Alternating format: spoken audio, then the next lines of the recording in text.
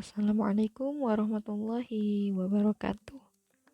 Selamat pagi, Ananda Soleh-Soleha, grade 7. Bagaimana kabarnya hari ini? Mudah-mudahan sehat ya, dan selalu semangat belajar.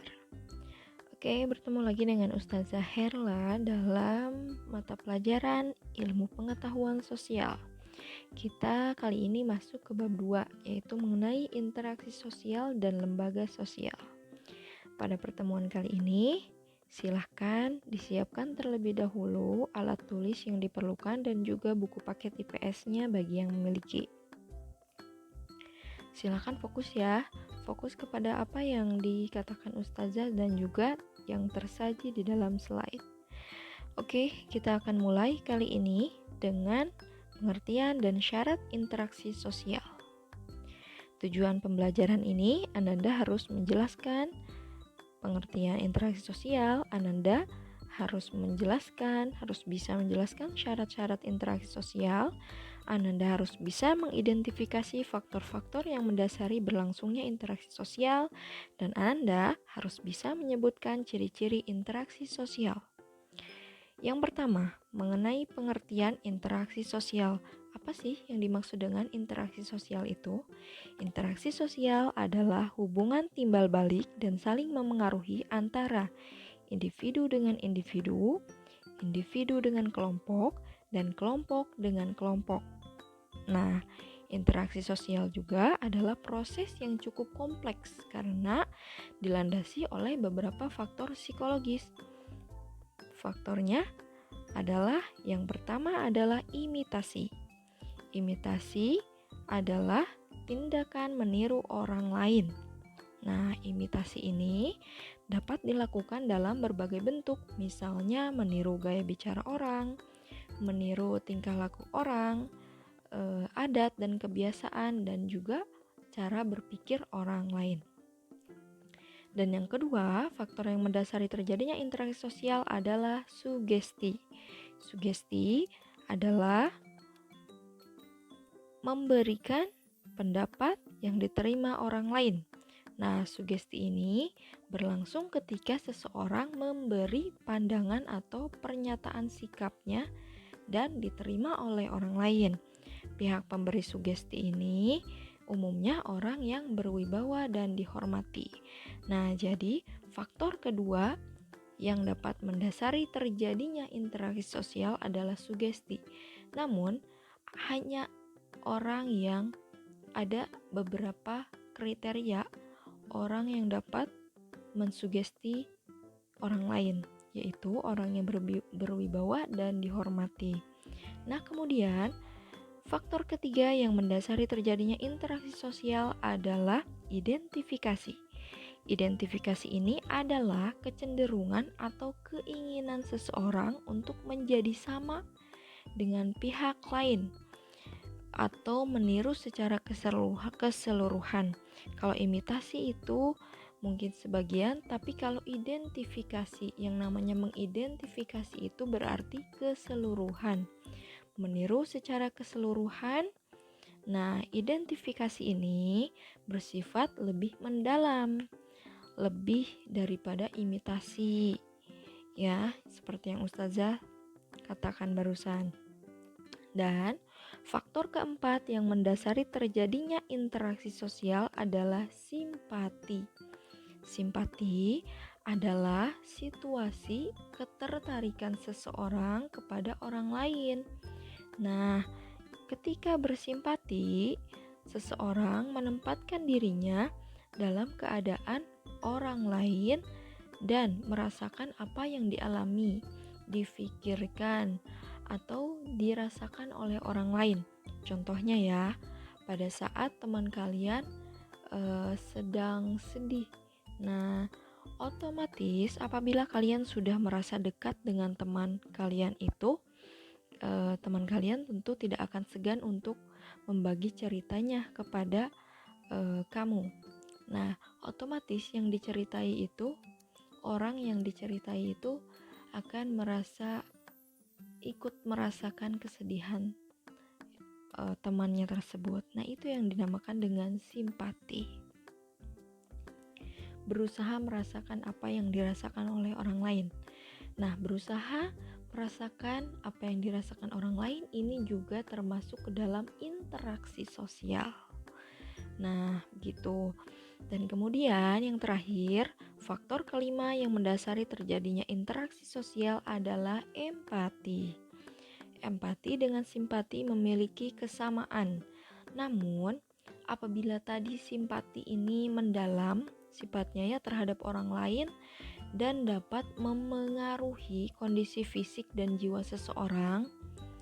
Nah, kalau empati ini turut merasakan apa yang dirasakan orang lain, tapi kita memposisikan diri kita pada orang lain.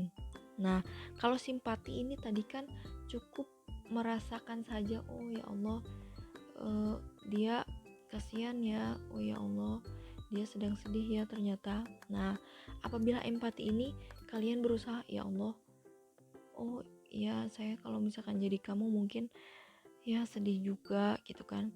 Jadi kita menuangkan rasa kita ini dan memposisikan diri kita ini sebagai orang tersebut. Itu ya bedanya antara simpati dan empati.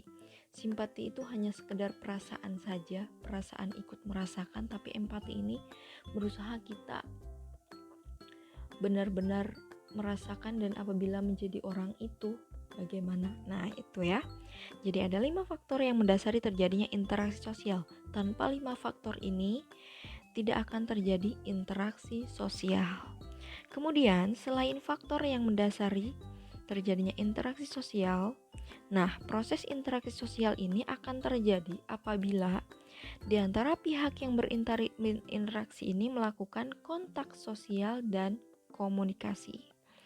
Jadi, syarat interaksi sosial itu apabila adanya kontak sosial dan komunikasi. Kontak sosial ini artinya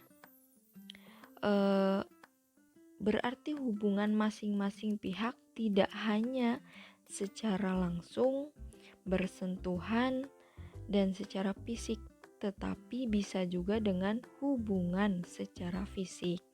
Nah, kontak sosial ini bisa melalui surat menyurat, telepon, SMS, WhatsApp, email, dan lain-lain.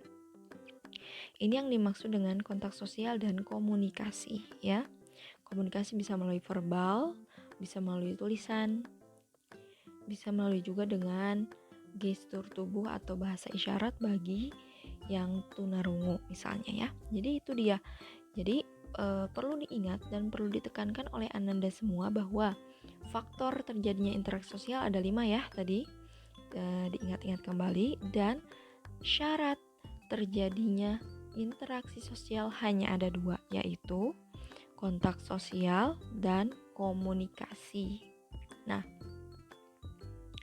bisa dilihat Ananda semua di halaman 40 pada buku paket IPS bahwa terdapat 5 unsur pokok dalam komunikasi. Nah, yang pertama adalah komunikator, yaitu orang yang menyampaikan pesan kepada pihak orang lain. Jadi, komunikator itu adalah orang yang menyampaikan pesan kepada pihak lain ya. Dan yang kedua ada komunikan. Komunikan adalah orang atau sekelompok orang yang menerima pesan. Jadi kalau komunikator itu adalah pelakunya, kalau komunikan itu adalah sasarannya gitu ya. Nah, kemudian ada pesan juga. Pesannya itu sesuatu yang disampaikan, apa yang disampaikan. Nah, ini dia interaksinya di sini yaitu pesannya, apa yang disampaikan. Kemudian ada media. Medianya apa? Apakah handphone ataukah surat dan lain-lain. Dan kemudian 5 adalah efek. Nah, interaksi sosial bisa menimbulkan efek yaitu perubahan yang diharapkan terjadi pada komunikan. Komunikan adalah orang yang dikomunikasi, orang yang menerima komunikasi. Sementara orang yang menyampaikan komunikasi atau menyampaikan pesan disebut dengan komunikator. Nah, dari proses komunikasi ini ada efek bagi komunikannya. gitu ya. Jadi pada saat kalian melakukan interaksi sosial, pada saat kalian ngobrol, pada saat Ananda ngobrol bersama keluarga, mengobrol dengan temannya, mengobrol atau ustazah menyampaikan materi di kelas, itu juga termasuk ke dalam interaksi. Seperti sekarang, ustazah sedang menyampaikan materi. Nah, ini ustazah berarti selaku komunikator. Komunikannya siapa? Komunikannya adalah Ananda semua yang mendengarkan. Pesannya apa?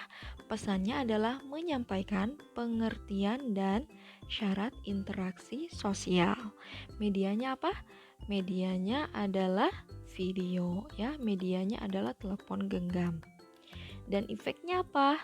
Nah, bisa dirasakan oleh Ananda semua. Efeknya bisa jadi Ananda mengetahui apa yang dimaksud dengan interaksi sosial, Ananda mengetahui syarat interaksi sosial, Ananda mengetahui faktor terjadinya interaksi sosial, atau apabila tidak menyimak ada juga yang tidak berefek gitu ya.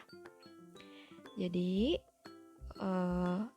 seperti itu gambaran dari interaksi sosial.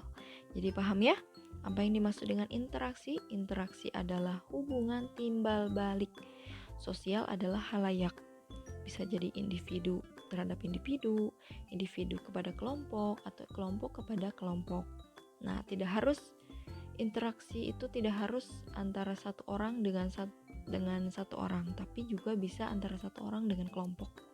Itu juga termasuk interaksi sosial.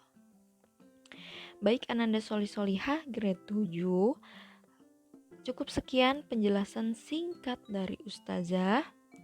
Nah, selalu seperti biasa Ustazah akan memberikan bonus kepada Ananda Solihah semuanya. Silakan kerjakan soal-soal pretest yang ada di aplikasi kunci. Hanya 5 soal dan dikerjakan saat ini juga, hari ini juga, maksimal pukul 14.30. Oke, jangan lupa apabila ada yang aplikasi kuncinya tidak dapat digunakan untuk menyimak video ini dan Ananda menyimaknya melalui YouTube, silahkan komunikasikan atau konfirmasi kepada wali kelas. Agar apa?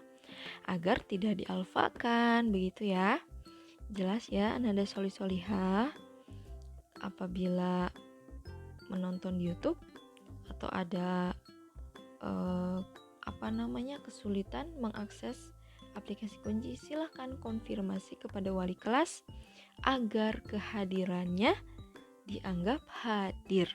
Dan juga terutama yang hadir namun tidak mengerjakan soal, maka hanya akan mendapatkan nilai kehadiran saja, yaitu C. Dan apabila mengerjakan soal tentu nilainya B ke atas sampai A ya. Jelas ya Nanda Solihah, waktu pengumpulan, batas pengumpulan soal pretest pukul 14.30 hari ini. Oke? Sekian dari Ustazah. Apabila ada hal-hal yang ingin ditanyakan, silakan langsung hubungi Ustazah Herla. Mohon maaf apabila ada penjelasan yang kurang jelas. Sekian dari Ustazah. Selamat bertemu di pertemuan berikutnya masih mengenai interaksi sosial dan juga lembaga sosial. Baik, Ananda Solihah, sekian. Assalamualaikum warahmatullahi wabarakatuh.